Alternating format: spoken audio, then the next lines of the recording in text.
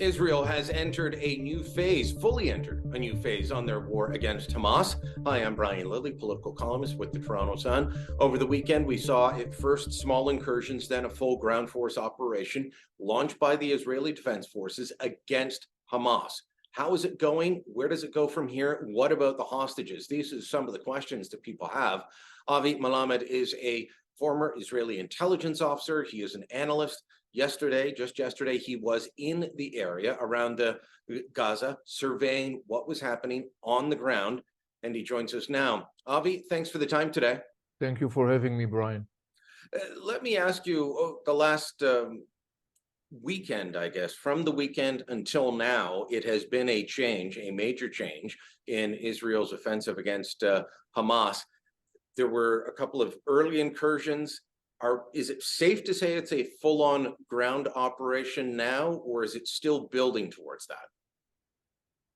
Well, Brian, I think that right now we can say that. The reason I'm saying that is because this morning, a couple of hours ago, the Israeli commander of the Southern Command of the IDF published a formal statement addressing all the units of the IDF in the area of Gaza Strip, and actually basically saying to them, go to war, go to victory, apply and address your assignment and missions, and may God be with you. And so, yeah, I think that we are here at this place right now. Talk to me about how you would engage in a full-scale war against Hamas. Gaza is densely populated. The ability of civilians to leave has been hampered by border closure, by Hamas itself. And you've got, I was watching this interview that a Hamas official gave on RT, where they were discussing that, yes, we have 500 kilometers of tunnels underneath, but those are for the fighters. It's up to the United Nations to protect the civilians. So you've got a civilian population between you and the people you're trying to fight against. They're in tunnels. What does an operation like this look like?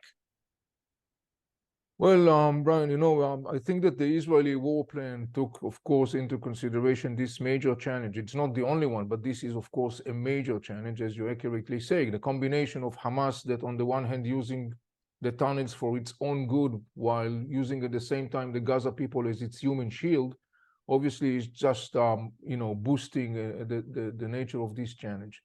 I think that when I'm looking at the Israeli military operation on the ground, and to the best of my understanding, we are looking at a very structured, a very well-planned, very structured process of progress on the ground that is based upon a combination of massive firepower, which is very precise one, because it includes air force, it includes artillery, it includes tanks, it includes infantry.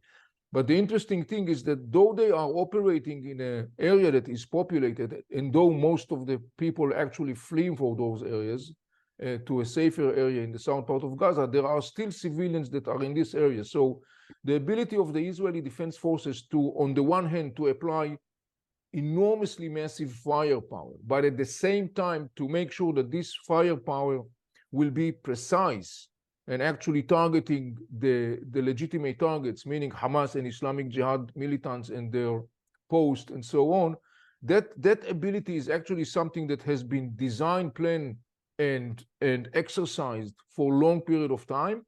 And it's now being applied on the ground through a very sophisticated governing and monitoring system that are basically in motion. While on the ground, the forces that are moving has the ability within seconds to basically be able to know this is the target, it's legitimate target or illegitimate target. If it's legitimate target, you have the right to go for the kill, and everything is being the whole circuit, so speaking, could be closed in a couple of seconds.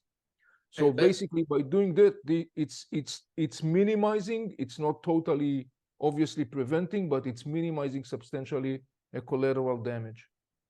Well, and I also wonder about the loss of life for the IDF, because when there's a major operation like this and you're trying to take over a city, and any military operation, there comes a point where you have to go house by house, door by door, making sure areas are cleared. Here you've got that extra worry about the tunnels, which the Gaza fighters know the tunnels well. They built them. They know where the hiding spots are. The IDF will not know that. Doesn't that present an extra layer of danger when it comes to finally going in and doing the clearing when they get to that part? Yes, of course. I mean, the challenge is a multi-layer, sort of speaking, literally speaking. It's above the ground and under the ground. It's an enormously significant challenge from a military perspective. And we know this is not walking in the park. We will have to pay prices. We know that. Nobody has illusions about it. Unfortunately, we'll have to pay price in the life of soldiers and so on. This is a brutal war. This is a war that was imposed on Israel. We now know exactly what the feature of this enemy is like. And as you said, like in the beginning, this is an enemy that actually think that he doesn't care about his own people as long as he's fortified and safe in his own tunnels. So that adds, of course, enormously to the challenge of fighting in this massively complex environment. That was an unbelievable statement. I mean, I've heard critics of Hamas describe them that way, that they don't care for their civilian population, that they use them as human shields. The author Daniel Pipe said they're like used as cannon fodder by Hamas just to get in the way of the artillery. But I hadn't heard a Hamas official actually say, no, we're not there to protect the civilian population. That's up to the United Nations. That was a real shock to me, and shows a complete difference of mindset between almost every other army in the world, which is there to protect the civilian population, and Hamas. Yes, that is very accurate. But here is something that I would say even not less shocking. You know that for many years, the Arab world is saying the same thing to Hamas. It's not something new. The Arab world has been saying constantly to Hamas and Islamic Jihad, and particularly after 2007, when Hamas took over Gaza Strip and dragged Gaza Strip to the havoc, the Arab world constantly says to Hamas, you are responsible for what happened in Gaza. You dragged Gaza Strip to despair, to havoc, to destruction. So the interesting thing is that, as you said right now, you were shocked by this statement and by the finding of this mind-blowing fact that Hamas basically couldn't care less about his people, the citizens. But the interesting thing is that everybody in the Arab world has been saying that for many years. And that fact was not reflected in the discussion in the West. Avi, the issue of hostages continues to weigh heavily on the minds of people here in Canada. Our politicians in Parliament were meeting with families, both the Prime Minister, opposition leaders were meeting with families of people who have been taken hostage in Ottawa yesterday. There is a truck that is going around the streets of Toronto with the slogan, bring them home. And it's a digital billboard on the back of a truck showing the faces of the hostages. There have been a few who have been released. There was a high-profile rescue by the IDF, but you have a theory on that. This woman, this soldier who was rescued, you speculate that she was not held by Hamas proper. Tell us about her. How was she rescued, and why you've got this theory? Well, from quite early phase of this whole issue, when I was referring to the issue of the hostages, one of the things that I said in a very early phase was that, to the best of my understanding, what happened in that day, in October 7th, was that we got 1,500 Hamas terrorists storming to Israel. And they are butchering Israeli citizens, and they are kidnapping Israeli citizens from the communities next to Gaza Strip. One of the interesting things, when I was watching the whole reports coming from the area, I saw also civilians, people from Gaza entering to Israel, and they were also kidnapping Israelis. So one of the things that I was thinking to myself was, it's so chaotic, it is so scattered, that one of the things I was thinking was, I wonder to what extent Hamas has control over the whole hostages. To what extent he knows exactly where and each and every one of these people is right now located in. And this is something that I expressed in a quite early phase of this whole war. By the way, today, the Israeli IDF openly and formally said, we don't think that Hamas knows exactly where each and every one of those hostages are, meaning that it was validating my early observation. I don't know the ins and outs of the story of the release of the girl, of the soldier, but here is something that I also said, and I think it's valid. I also said it in the beginning of the whole war. The more Israel is on the ground in Gaza Strip, it has a better ability to extract more and more information and intelligence about the whereabouts of the hostages.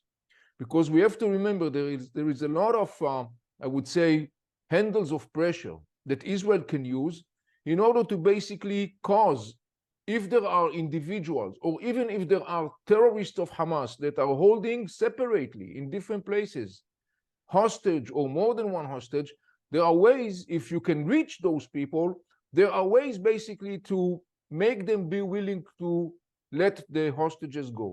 You can think about different kinds of ways how can it be achieved. And by the way, I think that this is something that bothers Hamas. One of the most significant thing to remember is that the hostages that was free, this girl, she was a soldier. She was kidnapped as a soldier, okay? Why is it significant? Because Hamas, one of Hamas' major marketing card is that Hamas commit to the Palestinian that he is going to free all the Palestinian prisoners that are locked in Israel. And to that end, Hamas' major card is to kidnap Israeli soldiers. Okay? So for Hamas losing a soldier as hostage, for Hamas losing a hostage that is a soldier, that's kind of like, it's a little bit painful for Hamas. But the end of the day, what I want to say is that as wonderful it is to see this girl going back to her family safe and sound and everything is fine and it's wonderful, we have to think about the rest 239 or 40 hostages and their families. This is one thing. And one thing that also I think that we have to remember, I don't think that we see something like that so frequently. I wish, but I don't think this is something that we see frequently. And so we have to be aware of that. So it's a specific episode. It's a very unique one. I would just be careful in like trying to come up with some more like expectations that will be unrealistic in that context. So you're saying it would be unrealistic for the families of all the hostages to believe that every loved one's going to come home? No, that's not what I say. I want to say that, and I hope that it will be the case. What I want to say is that I don't think that we'll see yet another situation where there is some sort of like a special operation that then you bring back one hostage or five. I don't see that happening right now. I don't want to say if it could happen or not. Nobody knows. I just think that it's important to have a realistic expectations, not to, again, it's difficult to say that, but I think it's the right thing to say.